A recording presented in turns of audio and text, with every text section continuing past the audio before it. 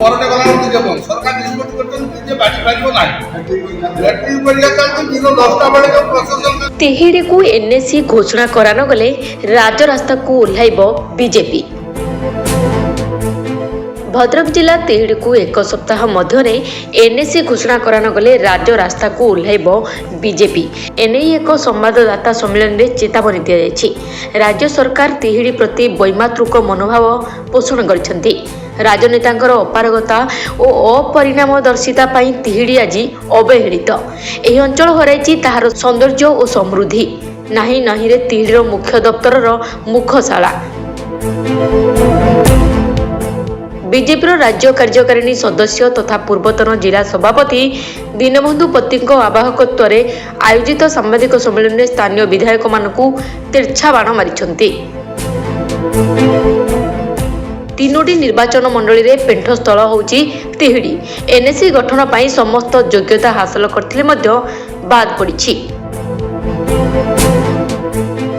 तिहिड़ी गोटे ब्लॉक और तहसील सदर महकुमा तथा गोष्ठी स्वास्थ्य केन्द्र, पुराना थाना, विभिन्न निर्माण विभाग अधिकारी बहुसंख्यक कार्यालय, विद्युत विभाग ठारू आरंभ करी अग्निशम केन्द्र, मुख्य प्राणी चिकित्सालय, एकाधिक सरकारी उच्च विद्यालय, सरकारी महाविद्यालय तिहिड़ी बजार रे रहिछि।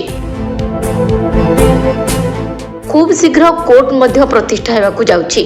तिहिड़ी रे डाक्तरखाना, डाक बंगला, बस स्टाण्ड, ड्रेनेज, आलोकीकरण परी बहुत समस्या मध्य रहिछि,